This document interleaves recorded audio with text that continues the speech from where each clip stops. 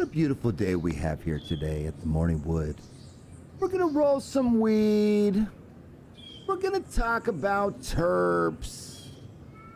We've got an incredible guest. Pico! Pico! I'm tired of feeling alone, but I guess I'll do it all on my own. Time is moving way too fast, I can't control it. I'm just trying to focus, if you haven't noticed. I've been on a different type of wave lately. It don't matter really if you like or hate me. I've been on a different type of wave lately. Yeah, lately, I've been going crazy, but I let the music save me. Opposite of lazy, going hard for my babies. I've been trying to stay far away from your shit show. I can do all bad all by myself just like I'm zero. I am not a captain saver, nor am I a hero. Drain the block for all it's got and get back with my people. Had to pick myself apart and put me back together. We don't fold, we don't bend, we make diamonds under pressure. It's a different type of feeling when you're moving in your own lane. Flying over opposition like I'm in patrol planes. Pull up on your block and let me serve you up a whole thing. Going crazy on the road and I ain't talking road rage. Say they don't know what got into me, I'm protecting my energy. Yeah, I just turn the rivals and your friends turn to enemies. I ain't tripping, it isn't beef, I ain't fishing for sympathy. All the people that stick with me, those are ones that are meant to be. How I'm living just different, gonna sprint to the finish. You ain't with it, you can dip in inches, less ways to spit it. Shit, I'm on edge, but who isn't? Try my best, but you didn't. Put 110%, nothing less when I'm in it. Yo, you don't know that I be cool either way, all on my own. I've been on a new type of wave if you ain't know. No, I'm making moves, but they're staying on the low. So I speak the truth when I say that I'm the GOAT. I'm tired of feeling alone, but I guess I'll do it all on my own. Time is moving way too fast, I can't control it. I'm just trying to focus, if you haven't noticed. I've been on a different type of wave lately. It don't matter really if you like or hate me. I've been on a different type of wave lately. Yeah, lately, I've been going crazy. It's crazy how much life can change, you can see it on my face. Certain shit took a toll, but I won't complain. We stood in the rain, we was leaning on each other, now we on the bigger things. Now I'm watching my step, trying to get better every day. Keeping up with the pep and taking notes on their games. I've gained some memories, but I've lost a whole lot of love. Drain that bad energy, now my walls is going up. I know where I'm finna be and I will not fuck it up. Wish luck to my enemies while I roll another blunt. Only the clock gets the best of me. Trying to keep it all on lock is the recipe. Hey, leave me by myself, getting high on my own. Feeling kinda crazy, I've been falling out my zone. I've been trying to manage, I've been slipping up at home. And my rage coming out, cause my anger out of control. Hey, time keep on moving, you don't use it, then you lose it. So I stay up on my grind, get my life and all my music, yeah, I do this. Remember when they said my dreams are foolish? Now we taking flights like I name up on the crew list, yeah, I knew it. I've been on a different type of wave lately. Anything I do, I go crazy. I can never quit this for my baby, so I just give my all on the daily. I'm tired of feeling alone, but I guess I'll do it all on my own. Time is moving way too fast, I can't control it. I'm just trying to focus, if you haven't noticed. I've been on a different type of wave lately. It don't matter really if you like or hate me. I've been on a different type of wave lately. Yeah, lately, I've been going crazy. Right there, you know I love that track right there. You play it all the time. Marijuana to you. How we doing? Welcome into the Morning Wood. It is a motherfucking Wednesday, right? Yep. All day. All day. Let's get it. Let's talk about some marijuana. Let's get right into it. I want to know, what are you smoking, though? What it is that you decided to roll up. I saw we had some hard choices out there. Someone said, I don't even know what to roll up. Rhino in the building, day off, getting lit already. Yes, sir. What about you, player? Rolled up some Bubba V. I'm about to spark this up with you guys right now. Shout out to Mario. Shout out a bunch of being in here. Ronan in here. Cali Buds. What's going down? Marijuana. Today, we're going to be talking about terpenes. Terpenes, right? A lot of people associate and correlate and tell you that terpene percentage is going to directly affect the taste, right? Well, Pico wants to jump on here and be like, well, let's dive into that a little bit, because really terpenes is about aroma, right? The aroma and whatnot, and the connection between aroma and taste is there, but there's other factors out there. And so we're going to have him join in the next 10 minutes or so. and start into that. What's up to C? 7C's in the building. Smoking Surefire Lemon Up with the Sure Banger by Surefire Genetics. Nice. Is that something that you guys are breeding? Or not breeding, but growing? Is that in the staple? Or that just something that you were able to pick up? What'd you grab? Look at you. Mario, Peaches, Zamosa, Star Killer, and Frog Poison are the last of the Stewart jars. There we go. Mario said, I don't know anything about weed anymore. You know what I mean? Look, we might feel that way, Mario. We might feel that way as we continue to dive into the science of marijuana, right? What we've been told about marijuana, what the ripple down effects of generational stories, right? What has it led to? And now they can study it. Now they can study it. But who knows if the studies are something that we can even trust also, right? No one knows, man. God damn it. Unprecedented times. Let me drop a mustard in the chat.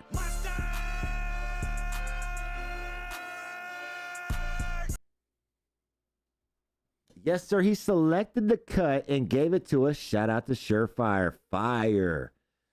Damn, that's tight. Surefire out there getting the name out there, man. Big love to Surefire. All right. The brackets, the High Rollers bracket is going to kick off Friday. Kicking off Friday. So make sure we tune into there. Watching yesterday, the guys are working through the Bring Your Best, right? Yeah, bring your best. Yeah. Bring your best bag. Bring your best dab. Going down in May. Shout out to Exotic Matters out there putting that down. I will be in the building. I'm excited. I'm going to get out there and have some fun with that. I see Pico's made his way into the waiting room. Let's make sure that he can hear us. I'm going to step outside so it's not so loud. Nice. We can hear you. I know last time we had you and you were driving in a car, so this one, I think it's going to work out much better. Bro, I got some new earbuds. Let me know if they're helping out at all. Nice, dude. Flossing. What's up, my guy? Always great to have you. Always great to see you, my dude. What's up, man? Where you at right now? How are you? So I'm in Long Beach right now. We're at the High Supply show. The High networking, Supply. little B2B. High It's, Supply, we out here. so This what is is pretty dope, that about? actually. So this is more B2B source, distros hooking up with people, packaging. I'm out here with Root Down, so we're focused on genetics, consulting, and doing ready-to-flower plants to service the California market.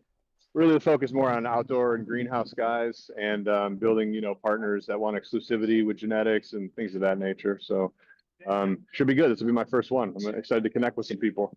Nice, man. That sounds fun. It's always good to get out there and network at those types of shows, especially when it's I feel like, cannabis is out there, $1 billion market, and still people trying to figure it out, right? So there's a lot of room for growth in it. So getting out there, that's dope, man. Well, I know you want to talk about some terpenes, man. You hit me up and you were like, yeah, let's get into it. So how would you like to start the conversation? So I don't know. I'm just going to give an overview because I think what a lot of people have equated terpenes to is a synonymous, relationship between terpenes and flavors specifically, and probably aroma as well and scent. But while there is a part of that that's true, there certainly is an influence from terpenes on the aroma and what we'll call the organoleptic qualities, which are taste, smell, etc. That's not the only piece, as everybody knows, or most people know. We have a lot of other compounds that are in the plant that are also a huge part of that. There's esters and thiols and other sulfuric compounds. There's a complex metabolism that happens within the flower and within the resin gland itself, where a lot of sugars and carbohydrates are actually going through a process of turning into alcohols and other chemicals, and those impart flavor as well. A lot of my experience with some of these chemicals was because I also used to brew my own beer. And beer brewing has been studied for thousands of years. It's like they have an insane amount of knowledge. And a lot of them are considered off flavors of fermentation. So one of the off flavors when you're brewing a brown beer is called diacetyl. And that's kind of like a root beer kind of a smell. And in beer, they would consider that, a negative, an off flavor. Damn. Another one that I became very familiar with because I was always searching for banana lines, like 10, 15 years ago. I was really looking to lock in banana flavors. And, we had the banana OG and the Oregon Kids stuff that was phenomenal and just game changing. And it was like using a terpene test to try to identify, okay, what is the chemical composition or the composition of terpenes that is giving us this banana flavor, right? And those tests were coming back with high limonene and just a general limonene, beta caryophyllene, myrcene, very, very common profile.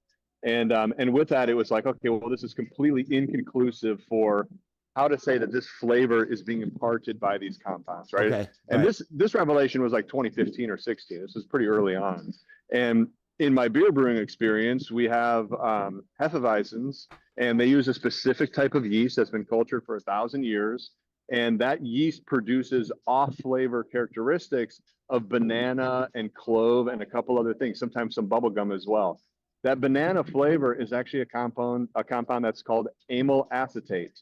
And amyl acetate is what they use to flavor banana in anything, a banana popsicle or banana circus peanuts are amyl acetate banana flavored, disgusting candy, but that's where that comes from. Wow. So when I realized that, I was like, okay, so terpenes are totally different, right? Yeah. So what is the value of terpenes in terpene testing today? And fill me in too, Jason, because I'm not going to be able to see the chat. So if anything pops up on there, we have questions, please let me know. Okay, I will.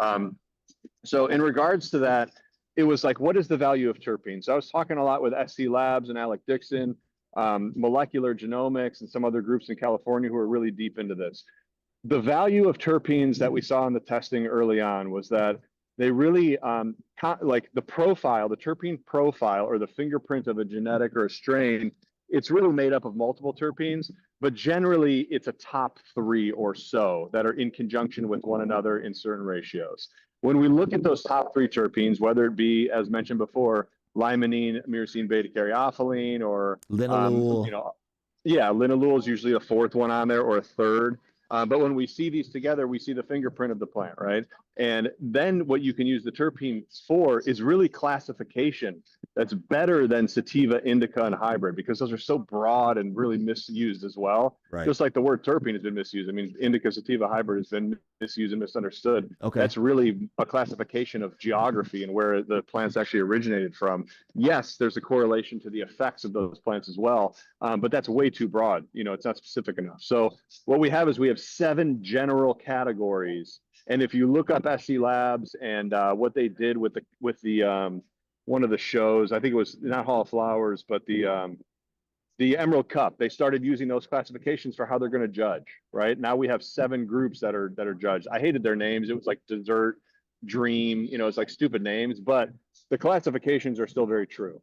And what I described to you in some of our conversations was you can actually use that classification system as a consumer to sort of be like, find your lane. And if you like this, you're probably going to like that, because the profiles are the same. What I use the profiles for in my work was breeding. My goal has always been to breed homogeneous lines, homozygous lines, so that from seed, it's coming out the same. I like working with outdoor growers and greenhouse guys in big scale. And that's what I was using it for, was if I breed terpene profiles together rather than like lineage or whatever, because expressions can be varied, even from the same lineage. That's where I was able to like compartmentalize things and make sense of it to say, all right, I'm going to be able to reach a homozygous crop quicker if I work within these lines and stay kind of in that lane. Damn. And the last part I want to mention is that the other value for terpenes. So we talked about this a little bit. There's a sliding scale, right? You could have 1% terpenes, you could have 7% terpenes, but not every genetic has the potential to reach the same level as others. So some of the orange strains, some of the tangies and shit, which are flavor bombs, it coats the mouth entirely the whole way through the joint. Those things can peak out at like 2.2%, right? So you see that compared to like a 5% or a 6% or a 7%, and you think, oh, that's weak, it's whatever, but that's not the whole story. What it does tell us is if you have an apples to apples comparison, you say, okay, the genetic that I'm working with has the potential to hit 5.5%. And this particular harvest, we only hit 1.7%. What does that tell me? That tells me that your post-harvest, assuming you're growing it well, your post-harvest processes are probably not correct. right? You're probably overly drying, exposing it to too much heat. You're volatilizing off those chemicals, or it can also be a sign of bad storage methodologies. It's been stored for a long time and you test it again, and all of a sudden the metabolism within the plant of these primary terpenes to sequestrum terpenes is constantly changing with the age of the flower. So, you know, when we saw some terpenes like geranol, bisabolol, there's a few others in there that Alec Dixon would describe as the swag flag. Because if you see that in your top 3 or 4, something went wrong with your post-harvest or in your grow specifically. So we can use terpenes for classifications. We can use terpenes to judge ourselves on how well we did in our processes of growing. And we can use a specific genetics potential for terpenes to breed terpier strains. I mean, it is a part of the chemical constituents, you know, so the fact is, if you can get, you know, if you can get rosin or something or an extract that's 76% THC, THCA combination, and then you have like 10 to 13% terps on top of that, well, you combine everything together and it's like, holy shit, now you've got a 91, 92%, you know, extract that's just the stuff that was in the molecule itself, or the head, you know, the gland itself. So that's where I think the misconception comes. And a lot of the problem is that people will say, what is the, you know, I'm looking for that bubblegum terp. And it's like, that's not a terp, you know, like I understand you're using colloquialism and the nomenclature's changed, but that's where leaders within the industry really need to fight back against that and not use those terms, because that's what's led to the point of confusion that we're in right now. Is everyone says, I'm looking for an orange terp, or, you know, that's not my terp. It's like, well, you know, I've always been kind of snarky. And when people ask me like, hey, what's the terp on that? I'm like, oh, myrcene and linalool, or, you know, whatever, like a literal, like what it came out of the test. Cause I've had a lot of terp tests. I've never seen bubblegum appear on one of them, you know? Yes. Now, let me ask you, do you feel like you're in, you want to speak on this because of what we've seen with the misconceptions of THC? And it seems like terpene is kind of that next wave. And do you think it's important to express and explain what, you know, terpenes are, so that way we don't get ourselves in another little like all hail THC percentages type situation? Exactly that, because what it's turned into is exactly that. And people are now saying, well, your terp tests don't matter. You know, your terp, it's like, it actually, it is valuable data. Like we need to be able to get data and use it and improve our processes and improve the genetics and everything else that we're doing. And the only way to do that is to measure things. And terpenes just happen to be one of the compounds that we can measure. And so that's where the misinformation is just, it's taking the value out of something that does have value. It's just misunderstood value. And so that's where we need to reattribute and have just a little bit more of a knowledge base to say, why are terpenes important? Why should we or should we not test for them? And what value as a grower or consumer can you actually get out of that information? You know, because there's just too much misinformation and it's very, very cloudy water. And I think terpene testing is extremely valuable.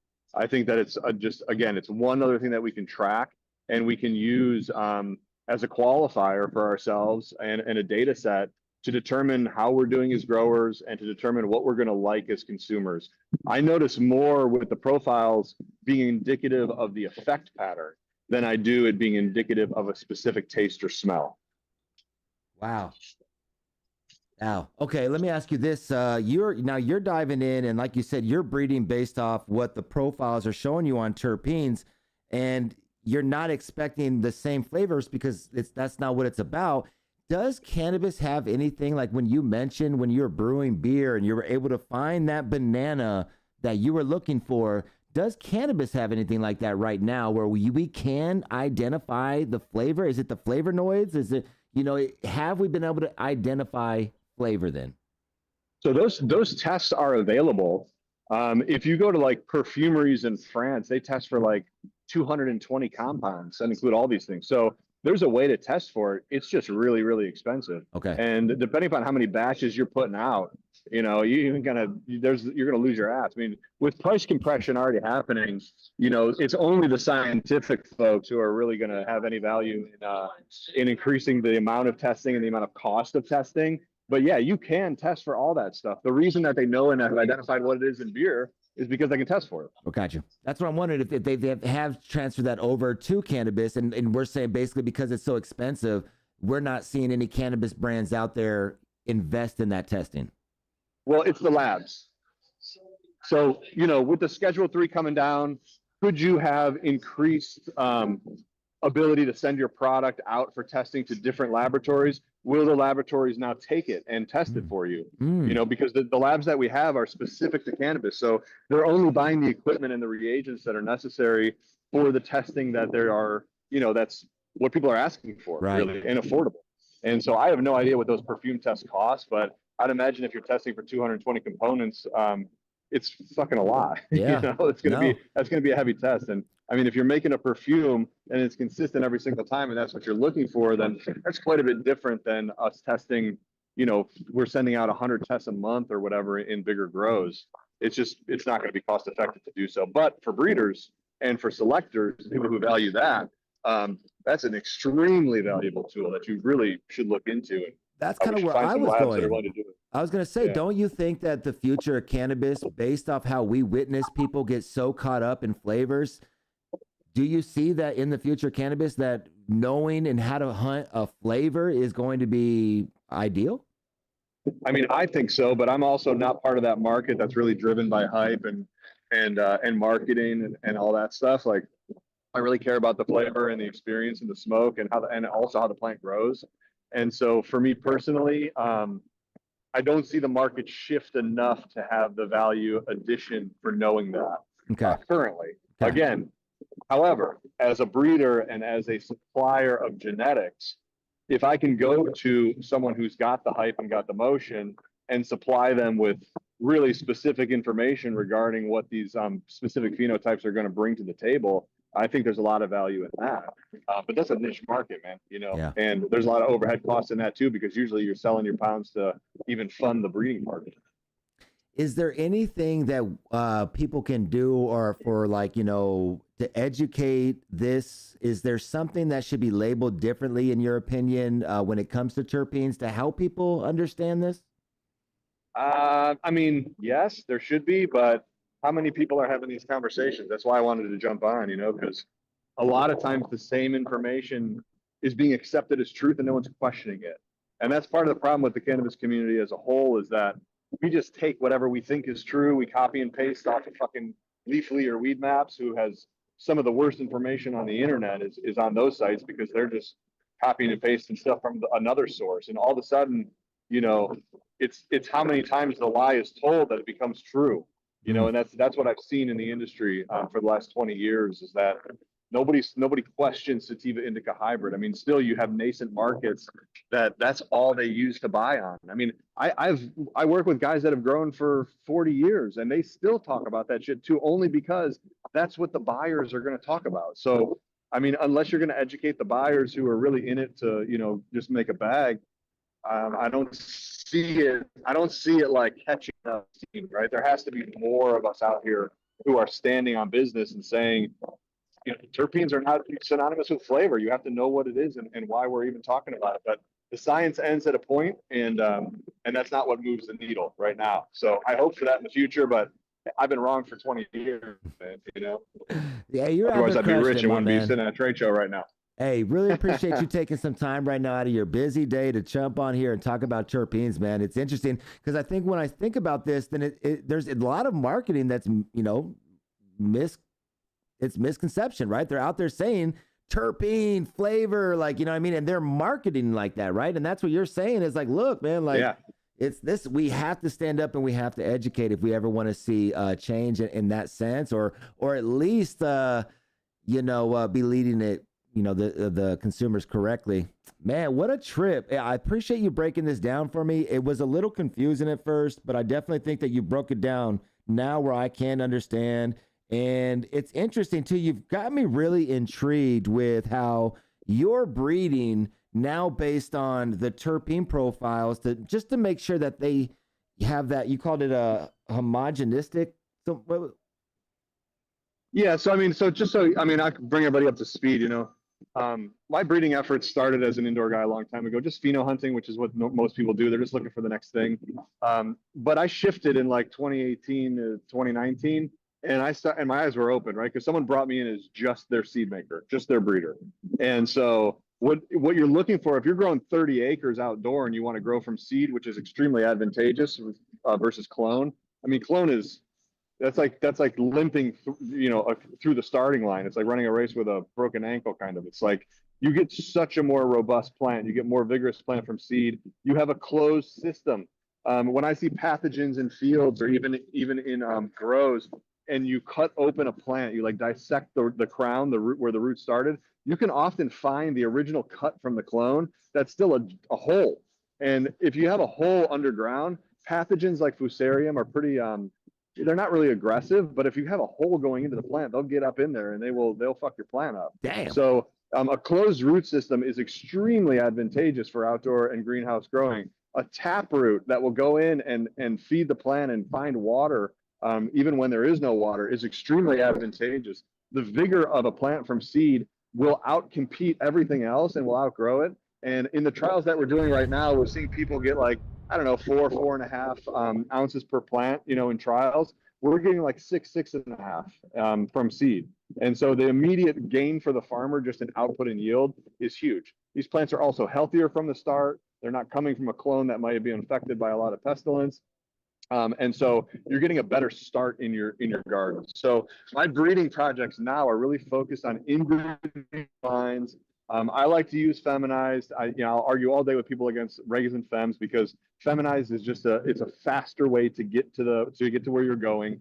Breeding with regs is a crapshoot. And as I mentioned in your other podcast, I haven't seen anybody in the modern era doing it correctly, where they're judging a male based on the progeny and they're selecting multiple and they're going, okay, A, B, and C, A brings this, C brings that, whatever. And then I'm only going to breed with male B or whatever it may be. No one does that. They pick a quote unquote stud male based on the look of the male. And then they're in, and that process has begun, and they never go back and question whether it was going to work or not. So what I'm doing now is I'm inbreeding to like F4 to S6, which is selfing every generation, picking the next one that has the attributes from the original plant that I've selected. And we're running it selfing generation after selfing generation to about S6. S6, you start to get some weird shit because you're inbreeding, right? And so what you want to do is you want to find the plant that has all the attributes, and hopefully you made great selections along the way. And by the time you get to S6, you then take that line and you take another line that you took to S6, you breed those two together, and you get a vigorous F1 plant, a true F1 that now will be consistent. So homozygous crops are going to be very similar in size, shape, morphology, and the bud is going to be very similar, just like clones. But this for outdoor farmers and for big scale farmers is such a huge advantage to be able to grow from seed and have it appear the same all the time. And then year after year, I can use those two S6 lines and make as many seeds as I want. So every year I can have the same offering, whatever it may be. And my focus is in doing that, which that project alone for each genetic made is about a 23-month process if I'm just fucking going for it. And not stopping and assuming I don't make any mistakes in selection pressure. And so just to get to that point, it's like 2 years, right? And then after 2 years, what do I have to show for it?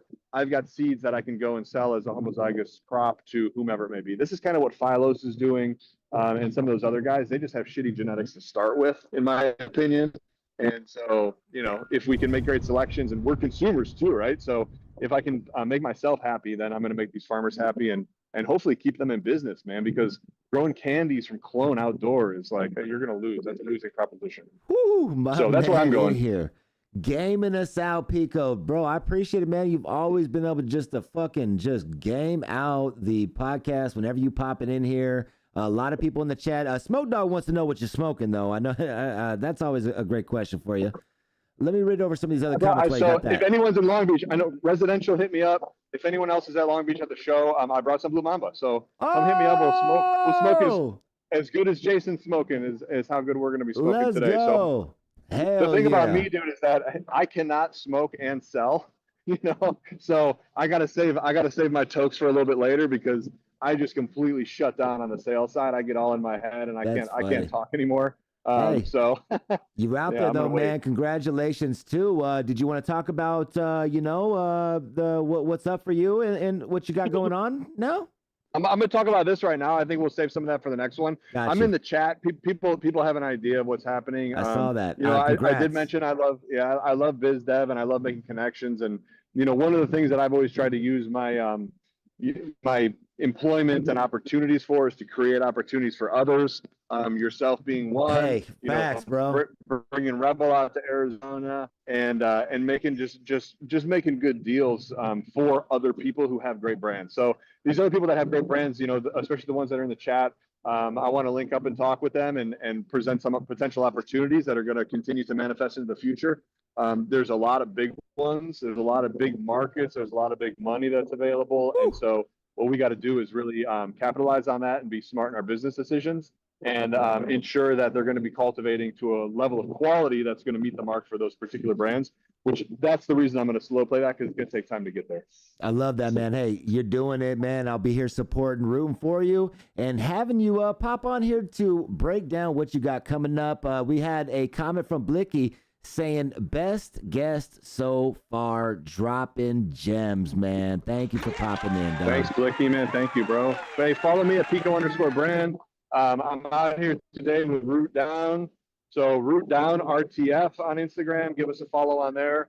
We're really focused on outdoor and greenhouse guys for now, but if you like what you hear and you kind of agree with me on where the genetics play is going to go in the future, follow along, because I'm going to be working with these guys for the foreseeable future as well. Nice. And I'm going to be clipping these up, man, and let's pop these out there on the socials, and let's get this terpene conversation really in depth and get it spread, and let's see where the conversation goes, man. I appreciate you opening it up for us. Thank you, bro. Thank you, chat. I appreciate you guys, and have a great rest of your day. We'll talk soon, man. Real quick, I got L Pharmacist. Hell yeah. I'm just wondering if those F1s would be male or female seeds after doing all that work after 2 years.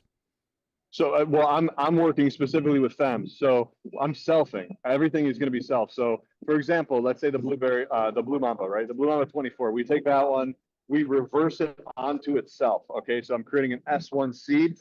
From there, I'm going to grow out all the S1s. I'm going to find the one that has the same attributes that I want to lock in from the Blue Mamba, the flavor, the morphology, the color, whatever it may be, whatever those criteria points are. I'm trying to find that in the S1. I then take that S1 and I reverse it onto itself, right? So now the original, the parent line, the P1 is the number 24.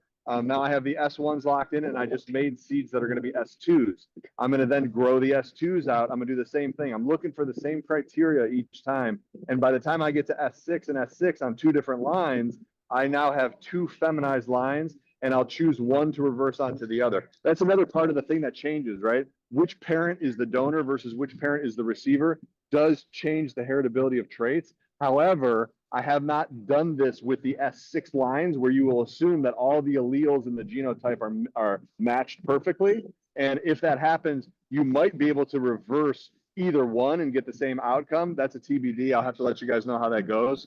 But they're going to be femmes. So the only way a farmer wins is by not having to cull half their crop. You want to go seed direct into your field if you can.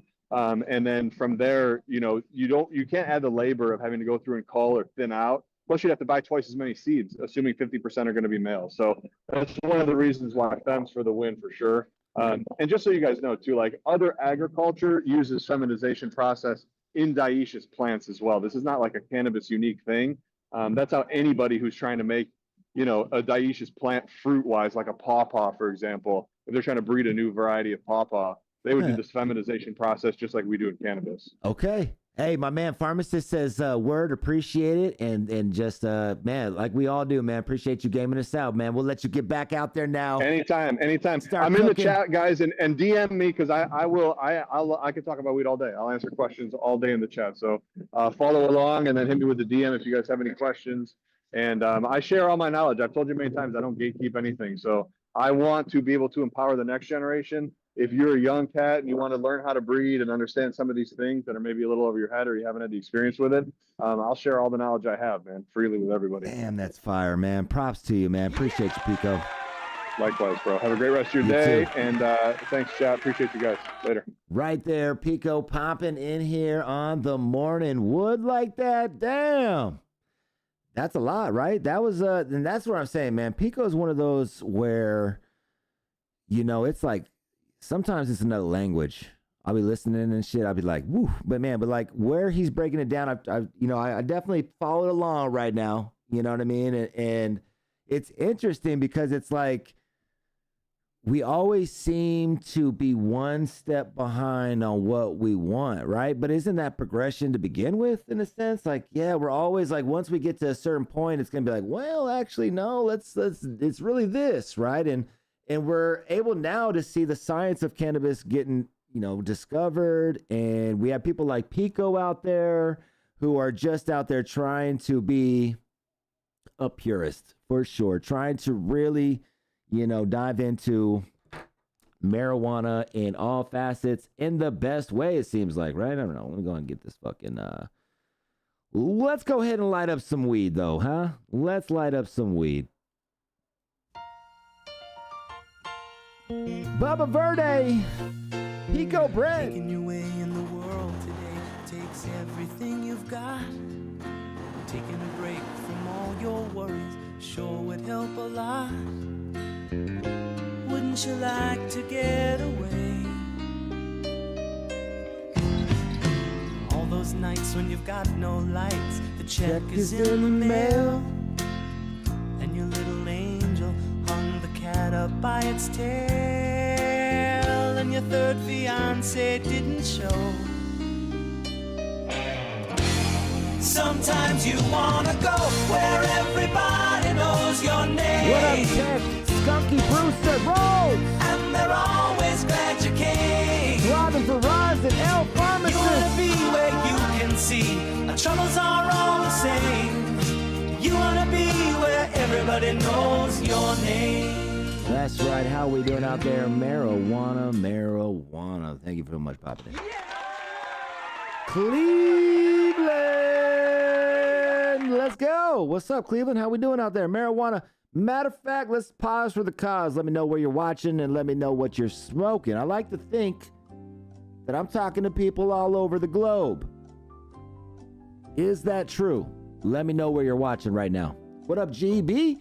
Terpenes have very little effect. It's the other compounds that create the type of high. What, like flavonoids? Oh, the type of high, though, you're saying. Yeah, you're right. Compounds is going to be a big part of that. You're right. Yep. Atlanta in the building. What up, Tech? So I'll give SirHIGH $1,000 if he can not smoke blunts and drink big gulps for 2 weeks. Keep your money. Keep your money, baby.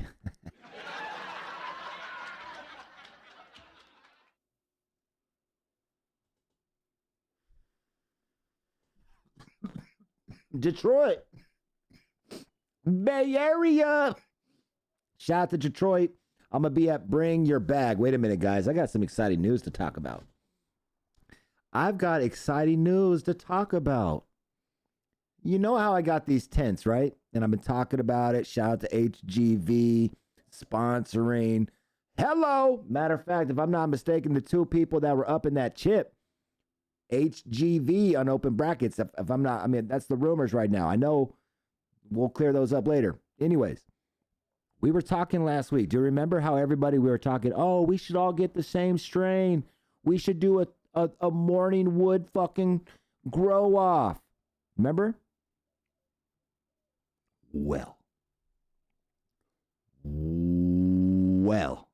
we had a company reach out to us and say they wanted to supply the clones. They want to supply the clones. All right? I'm fucking serious. Not only that, they're going to drop ship these motherfucking clones to your door.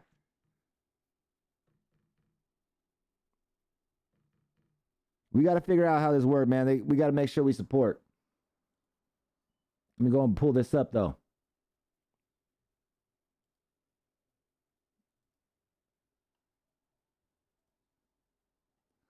All right, here it is right here. Boston Clone Co. reached out to me and said they are down to ship anybody that wants to grow with me. When I get these clones, they are down to send you a clone. Who wants to get down? Who wants to grow with the morning wood here? Talk to me. Talk to me.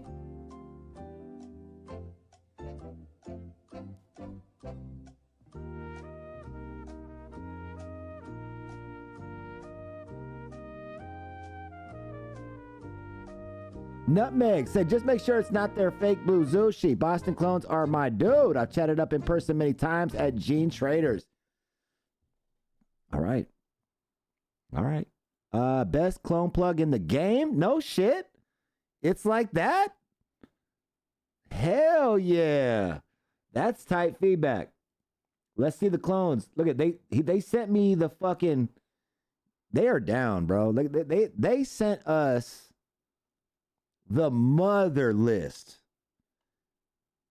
Do you guys want to help decide what clone we should all grow? I'm gonna play a big part in this because you know what I'm saying. I'm just saying I don't want to grow some fucking shit that I don't want to smoke. All right, here, let's go to the newsroom. Shout out to Boston Clone Co. Make this a little bit bigger. If I can.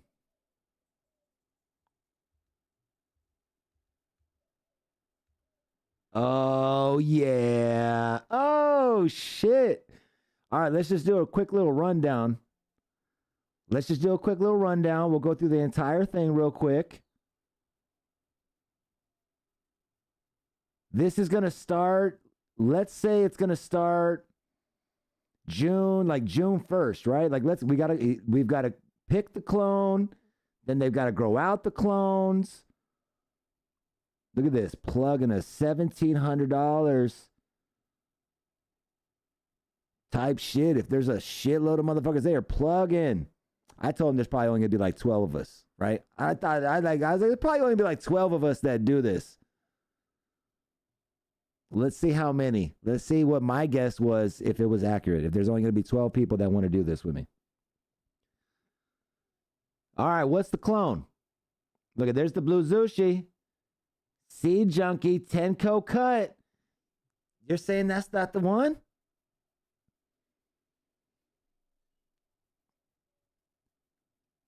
Some giraffe pussy. If it was me, I'm probably gonna take my chances on this toad venom.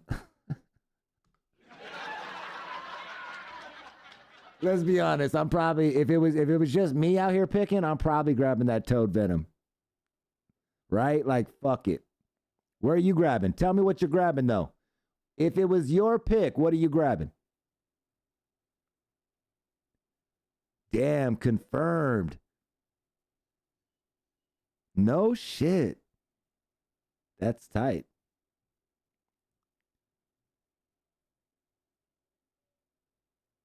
Red's Piff saying Blue Zushi isn't the real one, but Secret Garden still won first place at New England.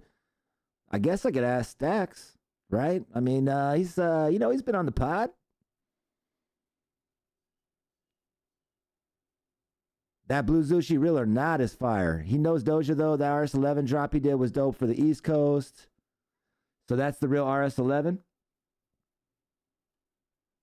DEO Farms. Should we grow toad? Sour. Oh, that you would want that sour Zushi? GMO. I mean, well, look, he's got it. $17. Oh, for 100 plus. Damn, look at 10,000 fucking clones, bro. You said you selling 10,000 clones? God damn, you are a goat. Holy shit. Shout out to Boston Clone Co. who is plugging this. All right, my vote's Toad Venom. Chem 4 or Toad Venom. It's not the real Blue Zushi. Trust me, want crazy terps. If I want crazy terps, I'm going purple push pop. From Seed Junkie. Ooh, sour banana herb, Tech says. Where'd you see that? Oh, sour banana sherb. I didn't see that. Would Blicky say? Ask our opinions on what thrives in the most mediums in climates. All right, Blicky. In your opinion, what thrives most in mediums in climates? Dog, talk to us. Toad! Down with the toad. I think I'm down with the toad, man. I think we should all be out there toting it up. Like, if we have the opportunity to do it, like, let's fucking run it.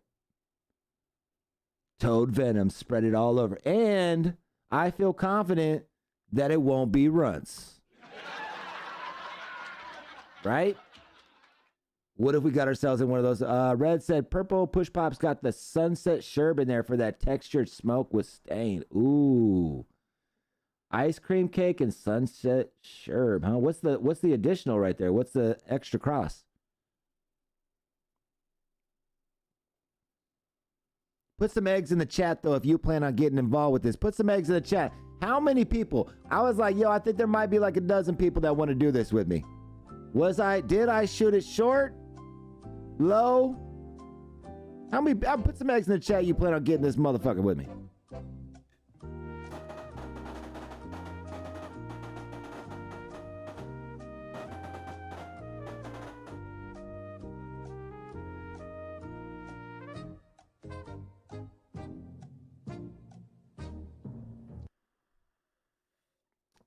Zane said, I really hope this is going down. It's going down. I talked to him yesterday. We worked it out. Like, there was like, just the details, kind of what I thought would make sense. And then from his perspective, obviously, on how it could work, we worked it out. And yeah, man, they're good. Boston Clone Co. is going to motherfucking take care of us, right? Taking care of us. Props to him.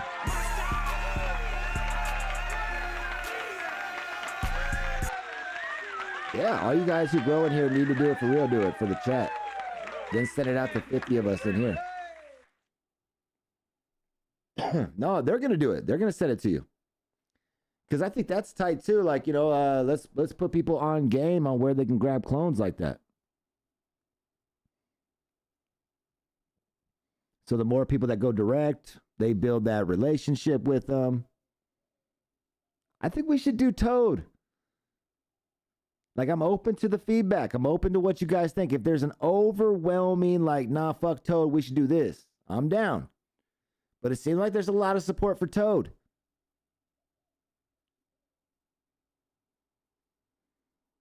Growing is not so easy at all, Tech. I agree with you. I think, honestly, though, I think growing is easier than drying and curing. That might be a hot take right there. Woo! That might be a hot take, huh? Damn. I'm talking about home growing. I don't know about like fucking at scale and all that. I'm talking about in this situation, we're talking about getting a clone, growing it in a closet. You know what I mean? And I think that like you can fuck up a plant way quicker and not have it come back on a dry and cure. Whereas when you're growing it, the ladies are going to be a little bit forgiving sometimes. They're going to be like, look, man, you're fucking me up. You see my stem over here? You see my leaf? You see the little yellow tip? You're fucking up. The dry and the cure, they ain't giving you no signs that you fucked up. It's just over. It's just over. You fucked up. No, bro. Try again. That shit hurts. That's probably the most hurtful part about growing weed for me and my experiences with this dry and cure, man. That shit hurts. Because I can get it looking, you'll see, these buds are going to look fucking beautiful. They're going to look, I mean, look, I talk them into the most, that's why I feel bad, because I'll be like, sweeten them up their entire lives, and then I just fucking murder them at the end. It's fucked up. It's fucked up. I'm harvesting some beautiful plants next week. So see what I'm saying, Zane? Why can't we, man? Like, why can't we just figure out a way to dry and cure off that shit, leaving it on the plant? Like, there's no way to get it to be the best way possible by letting it dry and cure on the plant? Like, what if, like, and look,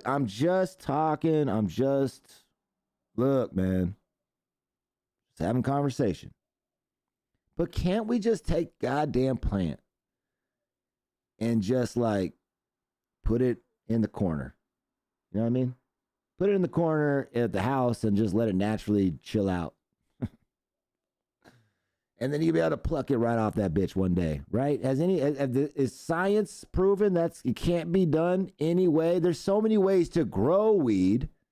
Damn near feels like there's one way to fucking dry and cure it, though. Damn.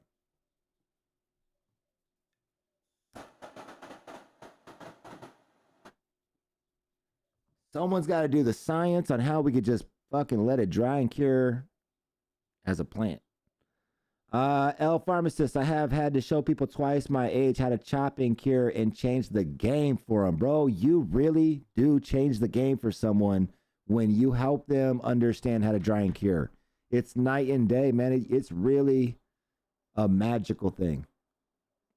And I've only harvested like 10 times. So I can only imagine, people with more experience, more depth and stuff like that.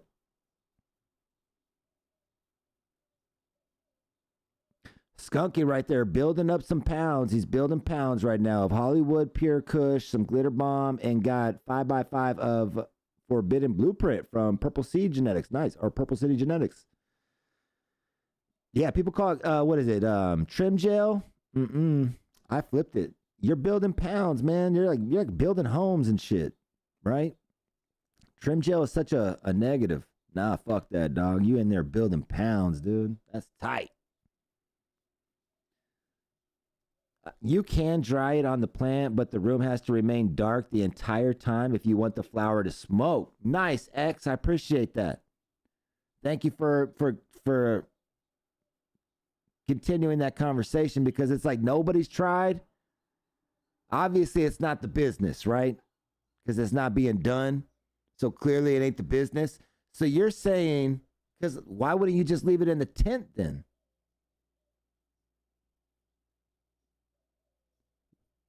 So don't put it in the middle of the house, right? Don't treat it like a goddamn money tree. Shout out to money trees. Leave it in the closet. Leave it in the tent. Yeah, I'm kind of interested.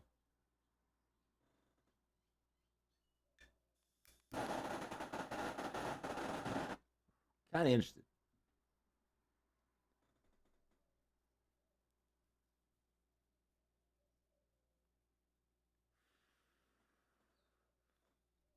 Damn.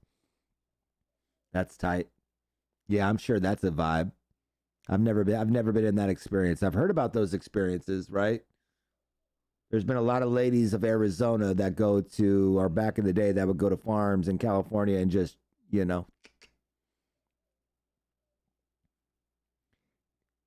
Is that still, I'm sure it's still a thing type shit, but damn, remember that?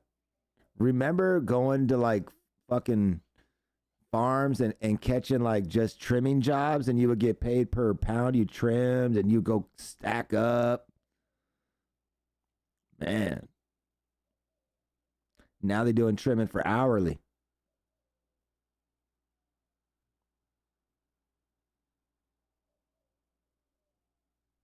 Nutmeg, easiest thing in the world for a beginner in this space is getting good genetics and having access to good soil outdoors. Mother Nature does all the work. You're right. I think that we are in the midst of the best time in cannabis history, right? With all the flaws and stuff that we talk about, or things that are going on with commercial and all this bullshit, that there are negatives for sure, but we are in the greatest time in cannabis history, in my opinion, with the options, the legalities. We're seeing the best of the best now be able to make it a career. And we are still at the beginning to see of what that might become. That's fucking tight. Now, is that going to lead to some bullshit like some fucking spray terp? Yes, I guess so, right? Fuck. Gotta take the good with the bad, though. Gotta take the good with the bad.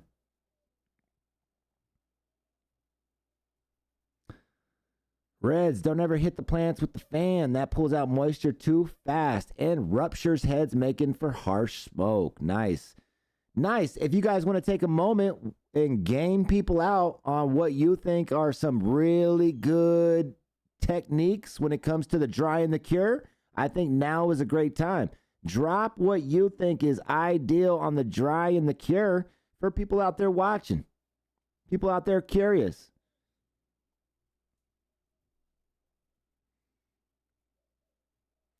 I definitely now looking forward to it. So it's going to be a little bit until, actually, no, I should just go get a fucking plant.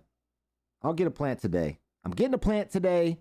I'll have a fucking plant in there tomorrow. All right, let's go. Mustard.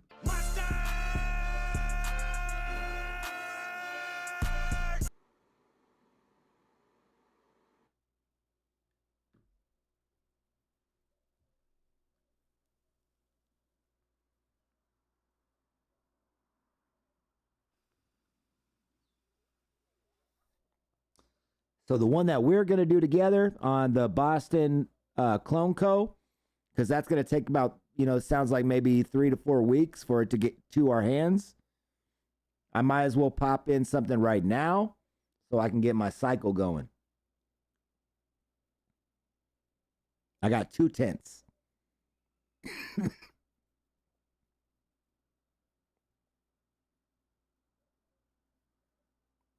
Ooh, I love weed. Ooh, oh yeah. Do you guys, you know what? We'll kick it. I'm going to smoke the rest of this blunt. So we're going to kick it a little bit extra today. And let me go ahead and throw on some background music. The problem is whenever I put on background music, rappers gonna rap, man. Rappers gonna rap. But we can definitely have a little, we haven't really flirted with a little background music. Shout out to my dude, RTC Shogun, who makes all my beats. These are all original beats. Copywritten, so don't copy me.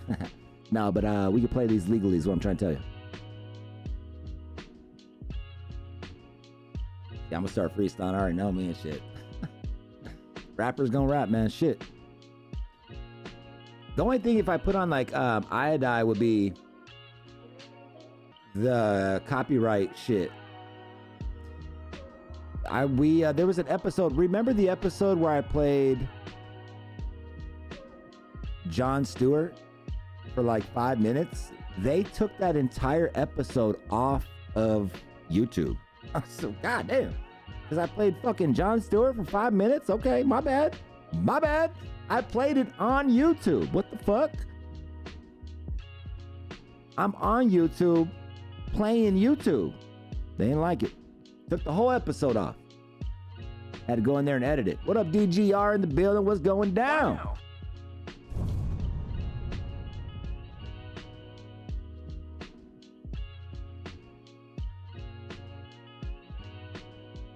Isn't that iodine? I don't know. Gave me out.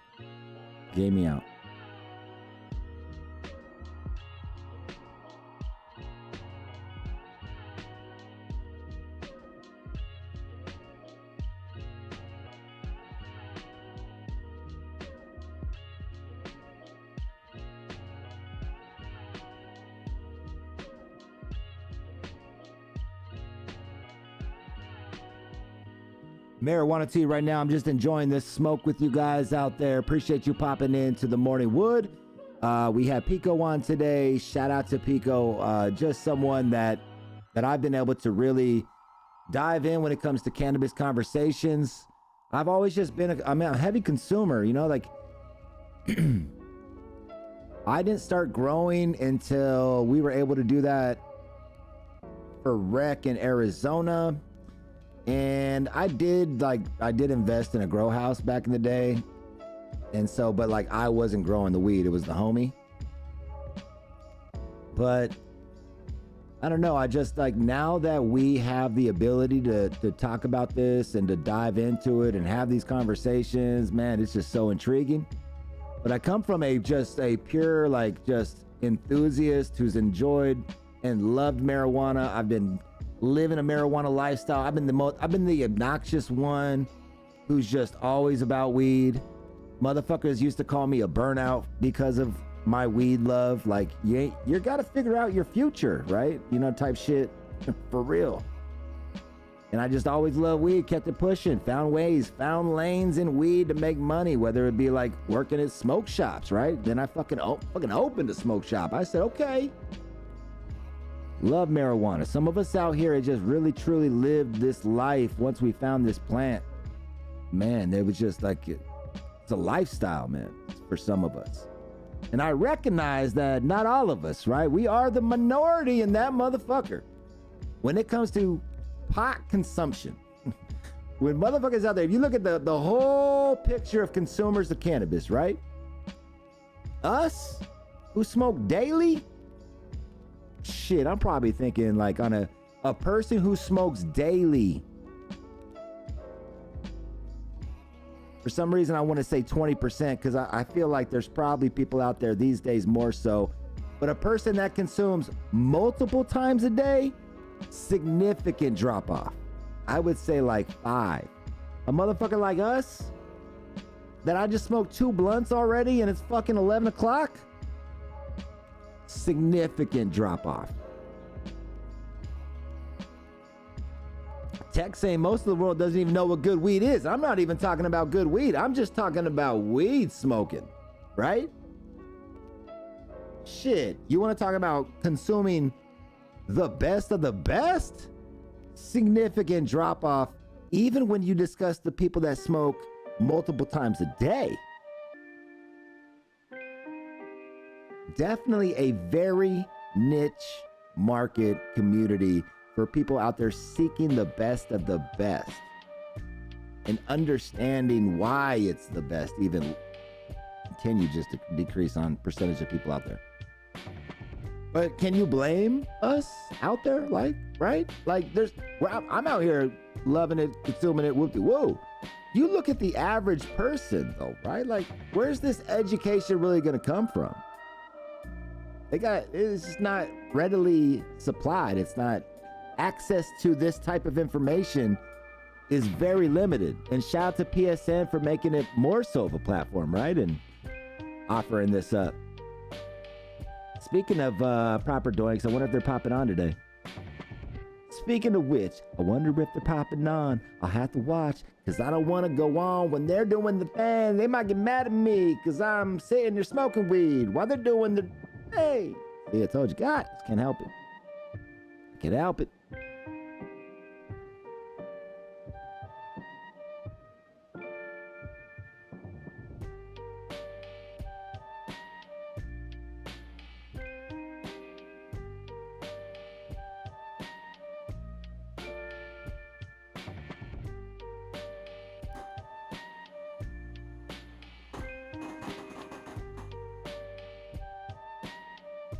I dropped a clip today. Let's go check that out real quick. We'll pause this.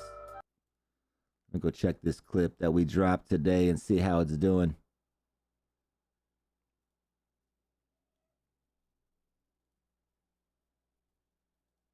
Michigan has weed that is as good as Cali. Like I tell people right now, if you have 2 things in front of you and they're both the same quality, California's got an advantage because of the name. And they've earned the name over time. Like I would never dispute the history of where that has been from, but that's an advantage now. If my brand was in California doing everything I'm doing now with everything the same, it would be easier for me. However, right now, Michigan has weed that is as good as Cali. I don't think this whole thing of like one state's better than the other. It's batch to batch, dude. Like anyone who says otherwise is just not being accurate. They have a head start on a lot of it. And I think it's just an honor to be in the conversation. And I think people in Michigan's weed is good enough to be in that conversation now. 100% agree too. And I think that it's overdue in a sense of how long you guys have really had some fire ass marijuana. So when it comes out there and people are like, oh, Michigan's got better weed than Cali, I'm like, oh, well, let me sit up front for this one because this is going to be a discussion. So props for you guys, man. Yeah. Let's see, we got some comments out there. Honey drop glass. Honestly, it would be harder to operate in Cali. The upfront costs and operating costs are substantially higher. Regulations and taxes are worse. Verde said, wow, wow. Washington State known for having good weed. I live here and only had the weed here, so I have no way to compare, but I think we have some good weed up here too. Easier, I don't know, maybe because of the population and huge market, but it's literally a quarter of the price to grow in Michigan. Oh, damn. Michigan, Manny says, speaking facts. Flava said, come set up in Cali and see how much easier it is.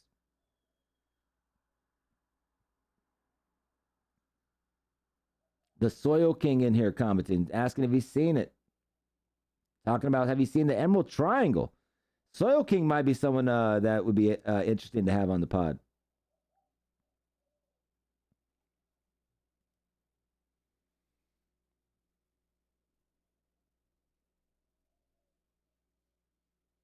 I feel most knowledge in other states regarding growing came from the West Coast, specifically from California. I think the Emerald Triangle was the Mecca, and I think it bled out. Obviously, went down south, down to Sac, Los Angeles. Whoop whoop.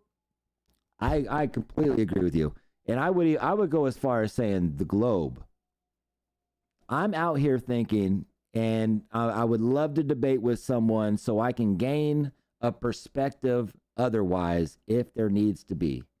But in my opinion, the U.S. in general is marijuana mecca of the world.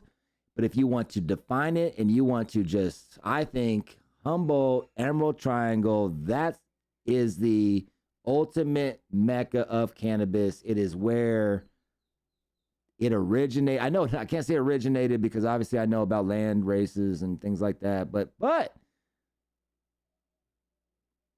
would love to debate with someone otherwise out there. If they feel otherwise, let me know.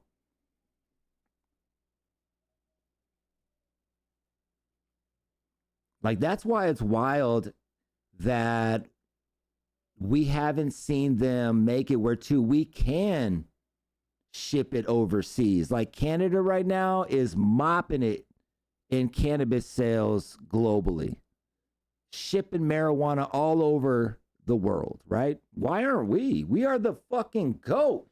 Our fucking government sits back and holds us back from out here balling on this fucking globe. Because we're doing it already. Like, it's not like it's, look at, we've heard what we've heard. Packs going for fucking 6, 8, 10 grand, right? And then being flipped out there for it to be worth it. So money is being made. And like, there's probably people out there right now like, shut your ass up. Oh, we don't need you to fuck it up.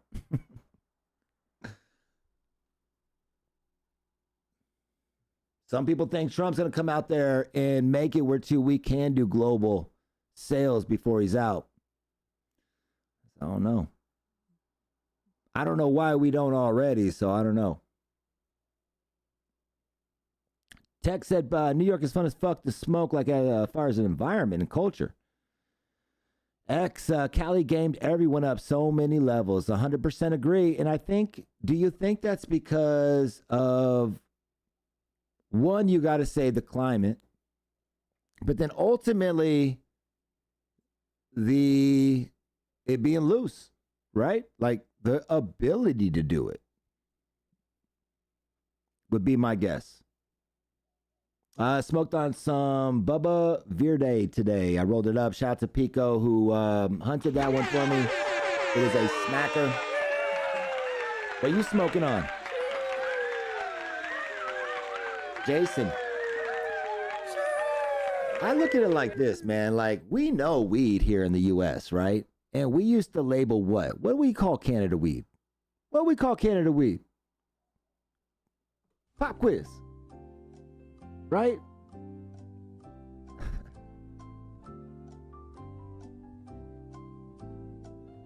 Canada is fucking fortunate we can't out here and fucking sell weed to the globe. They are thankful as shit that the U.S. is like, nah, we won't allow us to fucking sell weed over to Jamaica and I hear what? Africa, fucking where we need to look into where Canada's shipping their shit at.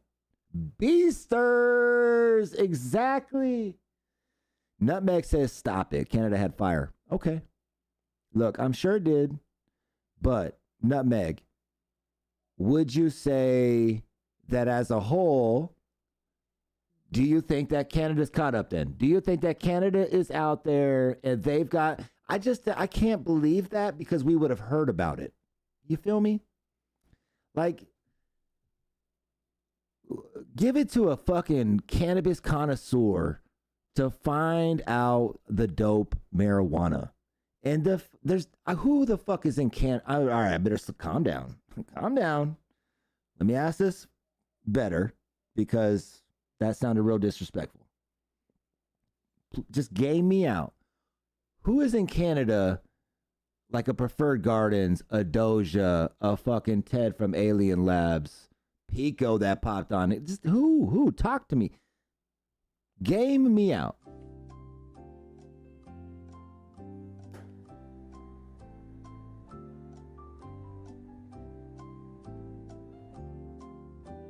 I know I slacked on that.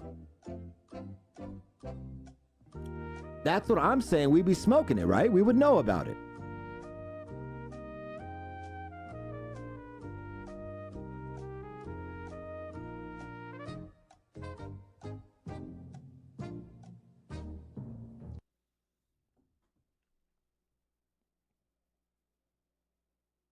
DNA's out there? Tight.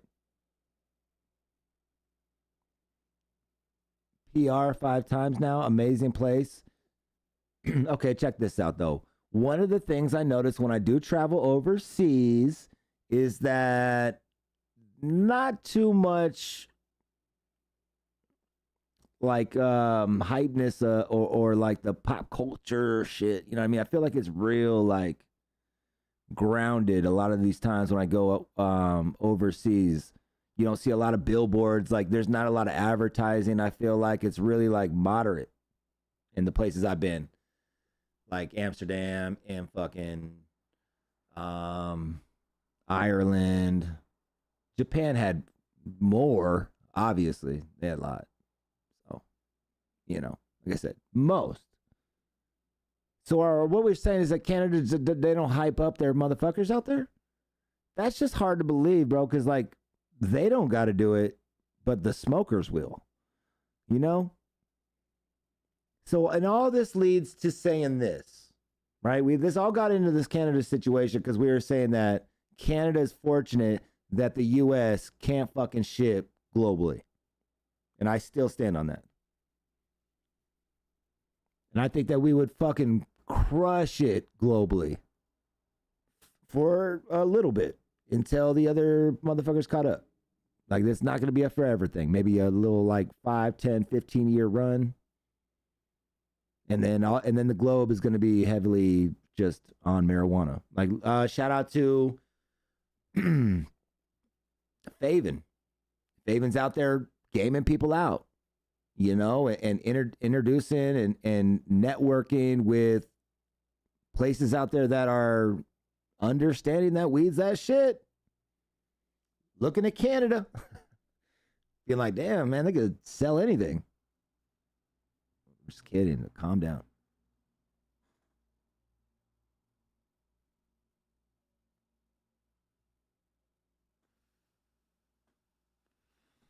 Okay, here we got some names out here. The Fraser Valley weed is bomb. Okay. But I think the point would be proven then that there's just not a known fucking handful of fire brands in Canada that we know about. I asked the same question about the UK, and I asked the same question about Berlin, like that whole Germany situation. Anytime you hear me have a guest on that's been out there, I'm like, well, who's out there doing it? You know what I mean? Is it like one of those things where it's like the first US brand that comes out there is going to be the fucking insta fucking hype brand in that section? Or has anybody out there been like, nah, man, like this is my shit. I know how to grow fire. Here I am. I need to know. I want to go out there. I'm going to go out there. I really want to make that fucking Mary Jane show or event.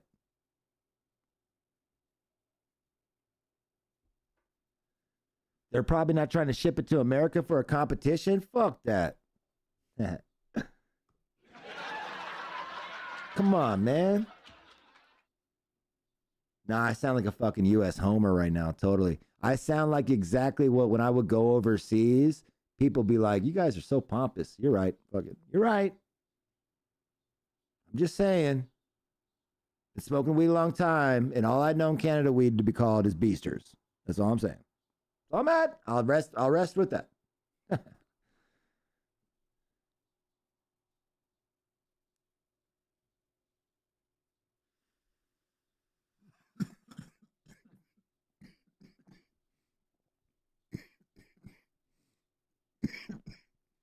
Yeah, Jason.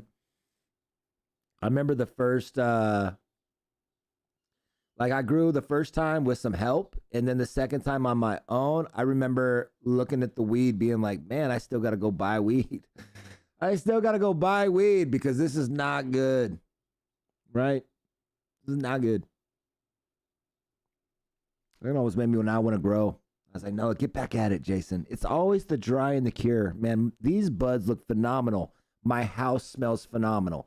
Everything's going great. And then the dry and the cure. But I have a tech now. I have a tech.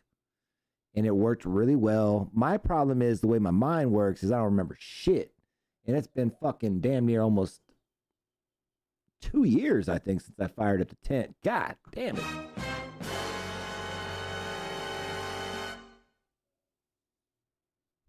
I've been good, Juan. Appreciate that, buddy. Always asking how I'm doing. How are you, Juan?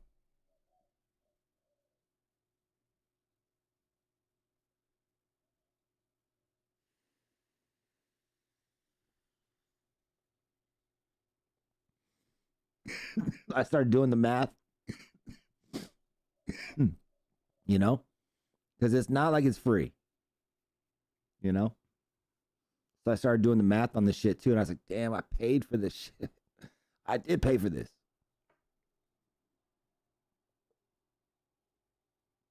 I think my time is the most fucking mixing goddamn newts and shit. Marijuana.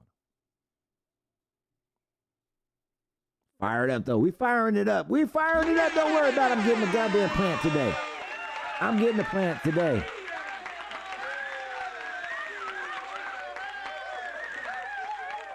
I'm getting the plant today.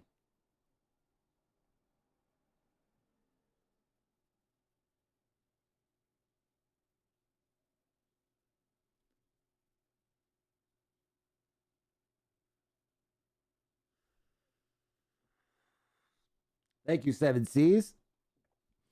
That's what I've enjoyed when I grow with the squad, is that you guys are going to be on it. And I've never grown with this squad. You guys are on fucking another level. I have another podcast called High in Arizona. And so all the homies in Arizona and shit like that gaming me out and stuff like that. You know what I mean? So it's been tight. I don't know what to expect with this squad, though. This squad's going to be great. Grown with HGV, baby. That's right. I'm going to mix it.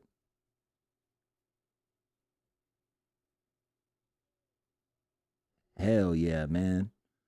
When I was looking into HGV, their goal was to simplify it for me, right? So let's go. Shout out to HGV. Yeah, get a tent. Okay, get a tent. That's tight. And you can get bundles out there, right?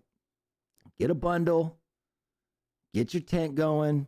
And grow with the Morning Wood. Shout out to Boston Clone Co. Yes, Nutmeg, absolutely. I have a. For the longest time, I was taking my ass down to the store with like a military 5-gallon bucket. Finally, I went and installed an RO system in my house. Levels to this shit. Damn, 7Cs? No shit. I've been hearing really good things about HGV. I'm pretty excited. One, that they sponsor, shout out to them. And then that they're dope. Hello. I'd imagine though, like, you know, obviously Adam and Proper Doinks are the ones that plugged HGV, and they're pretty, like, they won't just take any sponsorships. They've turned down sponsorships and shit like that. So I figured, all right.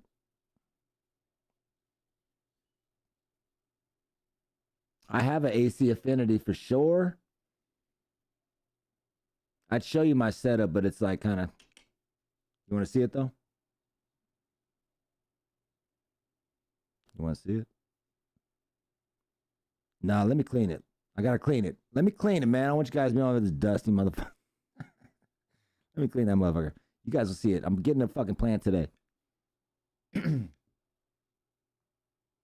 right, I'm going to take a couple more puffs with you guys. I'm going to get out of here.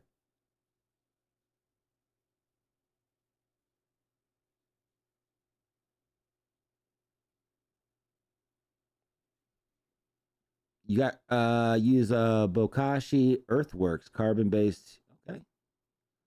What's up? Who's that? Damn, they made that your fucking comment blue. I can't even read who the hell that is. Oh, you over there on Twitch though? What's up? Oh, it's nice. What up, Fabian? Marijuana, man. I have to drop a mustard for you.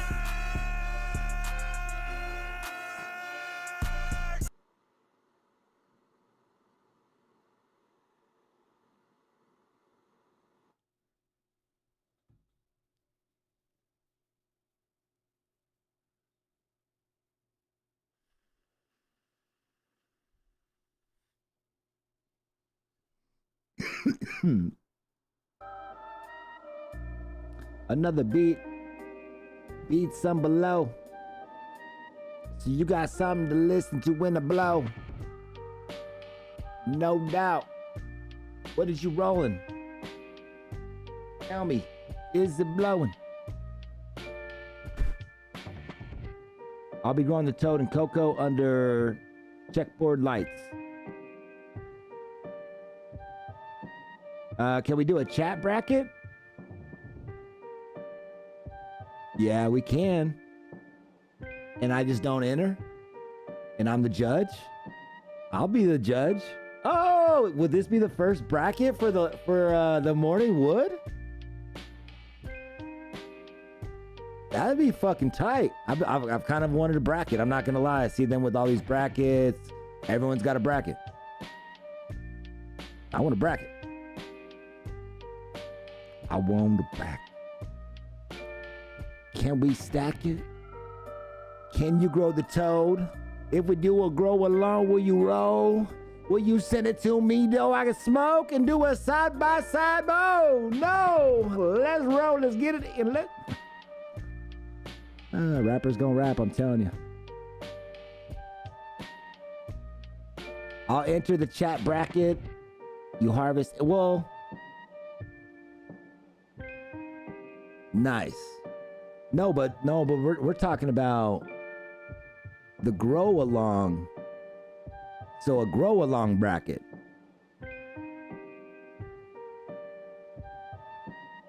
I think that'd be tight. I think that would be tight.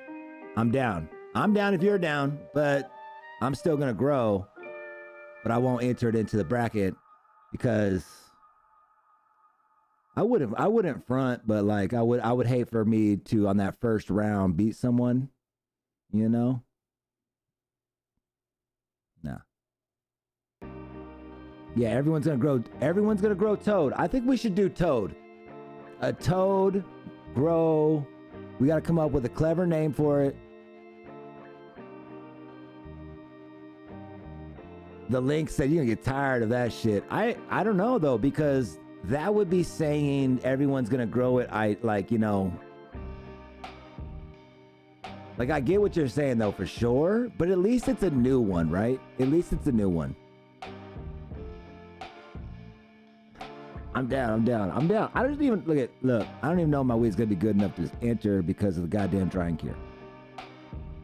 The price, like, honestly, like, this all, I think we're doing this off of love. Like, this is all the first kind of, this all happened organically. Like, if it's something, then we'll figure it out down the road. But this one, I think it's just off love. So that makes me a little nervous, though, for people who might take advantage of it a little bit, right? Like, if you're gonna do this, it's like, nah, you gotta really be a part of it. You gotta grow. You know what I mean? You gotta grow it. Motherfuckers that might make it a mom. You know what I mean? That's what I'm saying, Leaks. Would we be fucking up the market if we did a toad? Should we pick another strain for the game? Because, like, when we had Green Dragon on, he was like, I could pop out trays of this right now. Blah, blah, blah. You know? Now, all of a sudden, the Morning Wood has a toad and shit. What?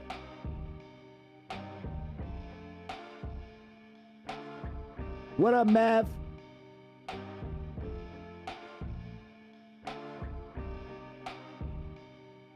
What do you guys think? Should we do toad? Where are you guys at right now with it? Toad or other? Just we'll stick to that vote right now. Toad or other?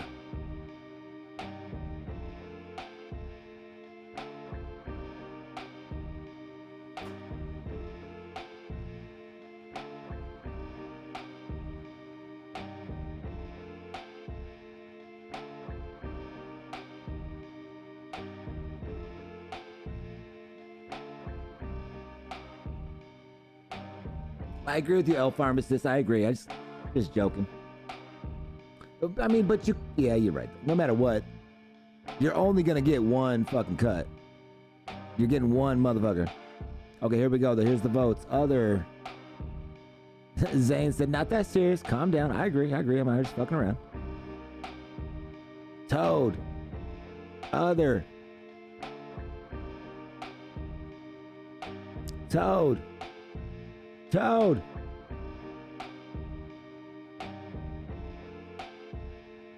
Did today change your perspective on terp? With what Pico said, did today change your perspective on terps? I'm about to get out of here.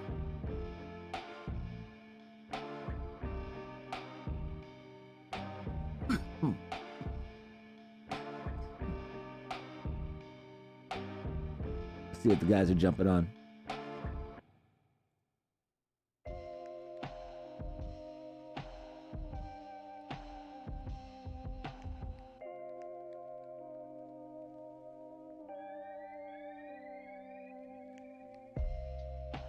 Toad Mania. Yeah, we got to come up with a clever name.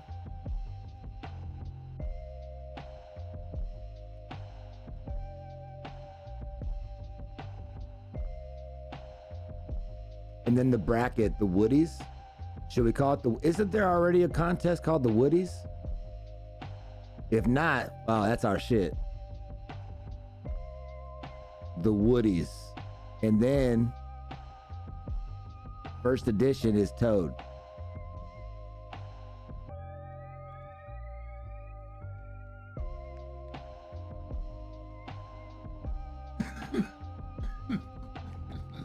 Ooh.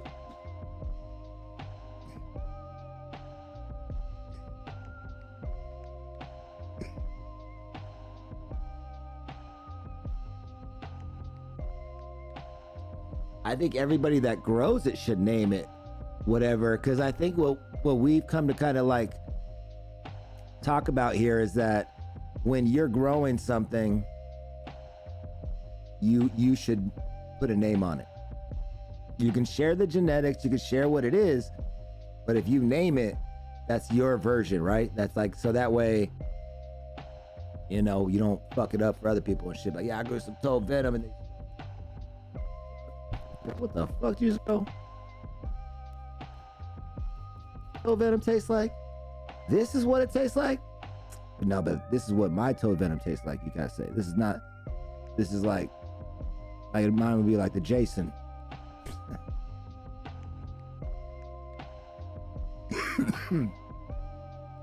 Jason's wart, right? I associate warts with toads, right? I don't know why. Growing up, I heard if you play with toads, you get warts. Mama said, God damn it. I realize how Bobby Boucher that is.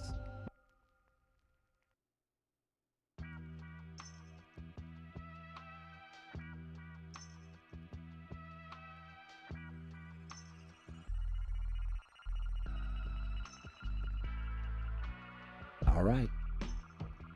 Camera's saying, look, man, you got me working too much. You got me working.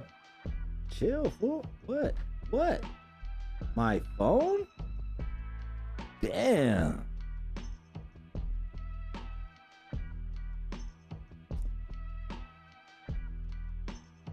Don't run with that.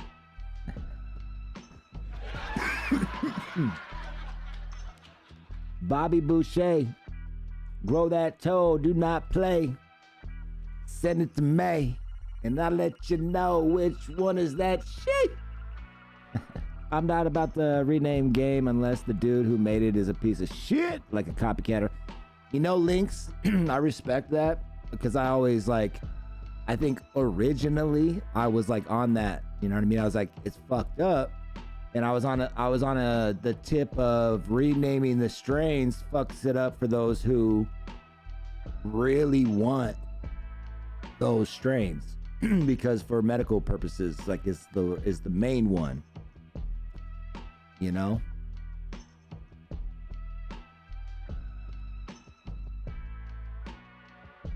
But I think there needs to be. That's where I think that if you continue to release the genetics and stuff like that, I think that's where the medium is. Because I do think that at the same time, and we saw Stacks, right? We saw Stacks, who had, you know, the Blue Zushi situation now get out there. And he's saying like, nah, like you don't deserve, like, you know, you're not representing that cut as it was glorified. Likely. Not to say that people can't get out there and straight cook, you know what I mean, and be like, nah, actually, I feel like I did it better. Oh, damn. Yep, it's like me calling you Sir Juan. The name game has to be highly respected.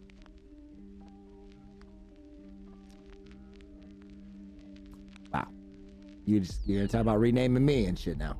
I did not know that was gonna happen today. That was not in my bingo card, they like to say. Okay, all right, Sir Juan though.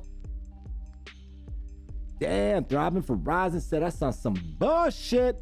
I like the combo. I love the combo. Because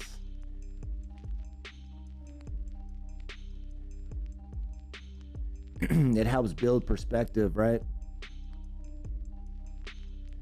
Because I used to be on the same tip. I used to be on that same tip, but now I am leaning towards, I do think that you should make sure people understand that that's your version. You know what I mean? I don't think people should automatically be able to represent for a global strain. You know what I mean? Like, let's put this in a different perspective. Let's look at it like a motherfucking brand out there. You know, you can't do that. Like, if I create something that's very fucking popular out there in the world, I can't just use their name because I did the same thing, right? No, that's not how that shit works, man. That's intellectual property. That's like, and so if we want to have any kind of like, you know, that, like, you know, you can, you know, does that make sense though? Like you're yeah. Interesting, man. It's interesting, this cannabis shit. Fundamental says I can't say renaming is bullshit because some of the strains are just named poorly and won't sell with that name. He said Becky, aka Becky. Nutmeg, I think renaming is a good idea in the sense that there is way too much strain bias. Cloud Map, I like that he said that. Let him know. L Pharmacist, and if it does work for someone, you should keep original name for medical reasons if that helps them. And I think that's where genetic plays a part.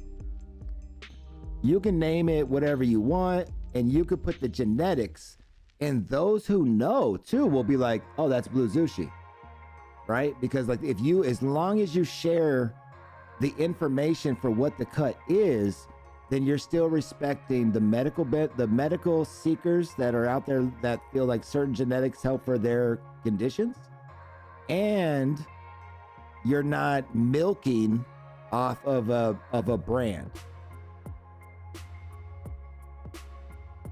The links, for me, it's like someone put it work to make that. Having done seed runs and shit, you do sacrifice to make things. Now, links, that's why there's levels to it, because I do agree there where whoever bred that should get credit, but I think it's not something that you could really probably blanket an entirety over the industry on and say this is how it should go, because I agree with you too. Like, it's like, yeah, like if you're out there, like let's say I go buy a bunch of seeds and I go pop a bunch of seeds from Seed Junkie, and I feel like I should give Seed Junkie credit. I feel like I would put that, you know, on my information deck for that strain and give them credit because that's who I've gotten it from. Now, it just depends on, does that breeder and does that brand want that, right? Some of them don't want, because they know any association will drive business, just like any other shit in the commercial world. Right, exactly. And I think that some people don't release genetics and re-rock a gelato, and then people are just like, oh, it's a gelato. If you could make it, you know, known and easier and educate people, right?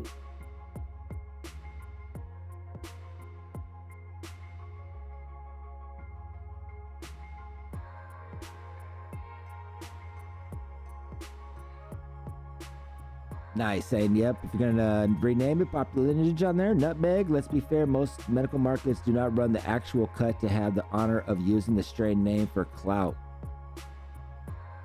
Yeah, a true medical market. It's hard. I don't have too much knowledge. Here in Arizona, there's no difference. People are just growing weed and then selling it based on the person at the register, on if it's medical or rec, but the weed is all the same.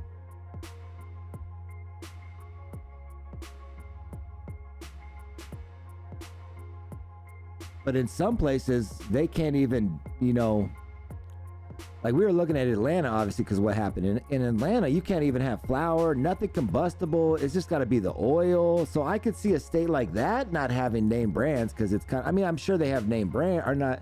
I'm sure they have brands, but I don't think they're name brands, if that makes sense, right? Like, I don't think like they have like a fucking Tenco oil in Atlanta. I think that state, because of the way they wrote those laws, don't have name brands go in there, but I bet you they have like some pretty large brands.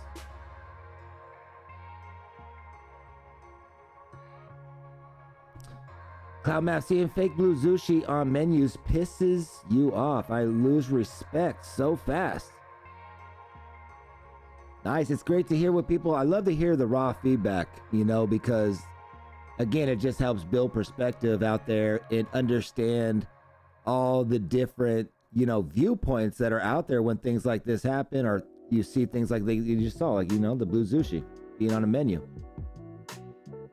You know, and but Cloud Mav, what was interesting earlier though was people were saying that Stacks confirmed that it was the real deal. Now that is just rumor in the chat. You know, I guess, is that something that I should ask fucking Stacks and be like, yo, we saw Blue Zushi on the Boston Clone Co. Just curious if that's the real deal. Is that like a question that you would take to Stacks if you had the ability to, or would you just leave it alone?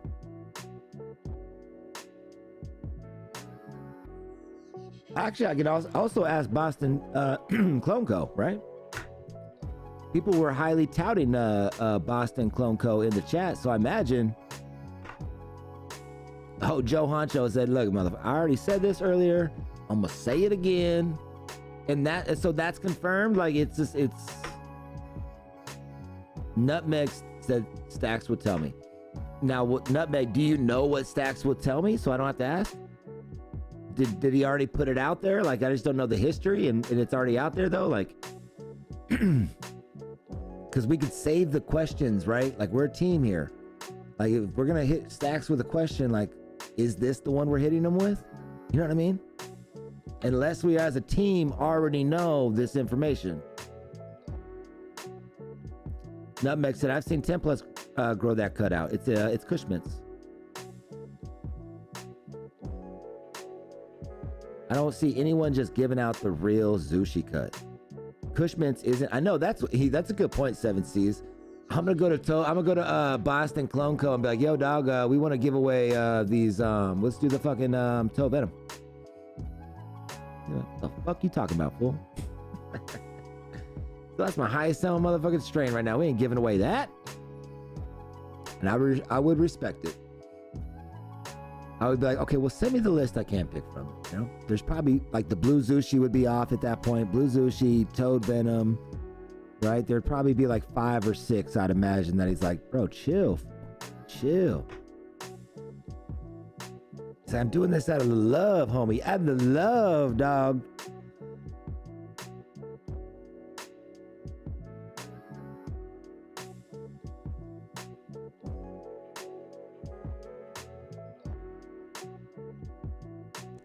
Can't hurt to ask if it's verified. So you think it's a valid question? All right. All right. Well, marijuana, you guys. Great show. Great episode. Always appreciate chopping it up with you guys. The Morning Wood weekdays, 10 a.m. A guest every episode, right? I'm going to try to get a guest on tomorrow. I've got options, though. We're cooking over here, okay? So we got people popping in. I really want to have someone pop in and talk about the reschedule of cannabis. I've got an attorney in Arizona that wants to jump on to High in Arizona, which is a podcast I do before this one, but I'm gonna have him come on to this one as well. And you know, we definitely want to talk about all the topics. I mean, history made. We need to dive into this a little bit. Instead of being so reactive to things, let's be a little proactive and let's dive in. Let's get guests on here that are going to explain to us what the fuck is going on. So that'll be tomorrow. Skunky, I could buy a cut of Blue Lobster from Harbor Side with receipts and veg it out, take cuts. Isn't that real Blue Lobster? Absolutely, right? It absolutely is. But is it the Blue Lobster at the level that they produce? And that's not to say that you can't produce it better even. But if you produce it differently than how they do, same question goes back to you. Is that Blue Lobster then? It is, right? It's just a poorly grown Blue Lobster. You know what I mean? Like, if I go and make, like, let's do a comparison. The first one that came to my mind was an enchilada. I don't know why. But if I go get a chicken enchilada and that shit's fire somewhere, and then I go home and I make it, and it's not like that, it's still a fucking chicken enchilada, right? God damn it. Okay, I feel you.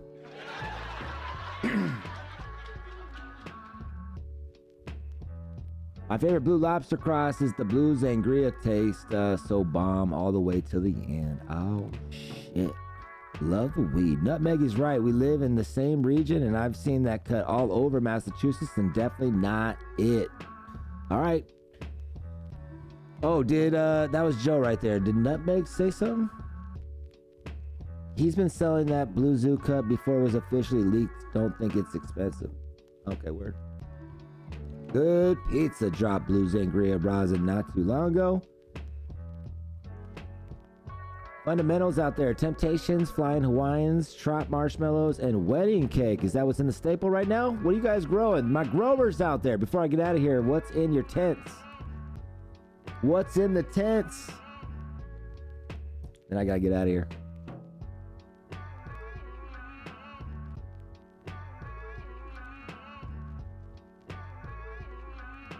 What's in the tents? Let's talk about. What's in the tents? Let's talk about. I'm getting a fucking clone today. I'm getting something today. The tent is going to be live tomorrow. Real Blue Sushi is straight fire. I agree. If I've had it, at least what I've had that has been labeled that shit is fucking fire. I do love me some Blue Sushi. No doubt. The wedding cake from Surfer Seeds is so dank. About to start Aftermath, crossed out Frozen Paloma. Dr. Ropotnik, Obsidian? I think I knocked that one out. Obsidian and Vice Runts from both from Wizard Trees. Nice. How'd you get that? Does Wizard Trees sell clones or seeds? Is that bag seed? Good quality cannabis, purple headies, and some purple headies crosses I made. Okay, there we go. Hell yeah. The toe been around since 2023. Motherfucker, Becky. Cloud Map, Black Zoo, always been your fave. Oh, shit. Mario, BBL is my current fave. Lobster Cross. Okay. This Gelato X Banana OG. Dank OG vibes on this one. There we go. Did you, from clone or from seed? Ganja and Guns, what's good, fam? I'm late. Didn't think there was a show today. Yeah, we popped on. Oh, because I didn't do anything on IG, huh? My bad. I'm still here, though. Smoking my reefers. Nah, I'm gonna get out of here though. Marijuana to you guys. Seeds. From Seeds, motherfucker. From his website. 150 for 3. Shout out to Wizard Trees. That's cool. He sells his seeds like that. Love. I don't keep up like that. Damn. I gotta ask Scott on the show. Fuck. By the way, just to be fair, I don't think Boston clones intentionally meant to put out a fake cut of Zushi. Tons of folks here just are not familiar with the fact Zoo is Z dominant. It's interesting when it comes to that kind of stuff.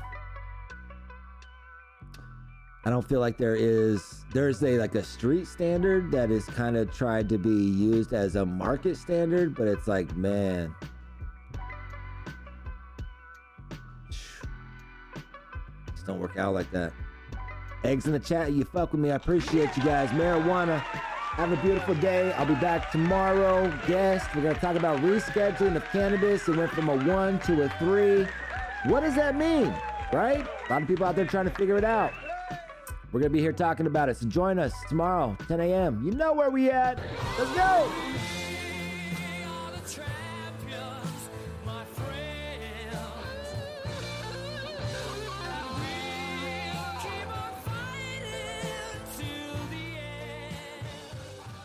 Marijuana. Oh, you're back in the house. I can't wait. We'll see you tomorrow with the plants. Marijuana. What the fuck? Thank you! That's science.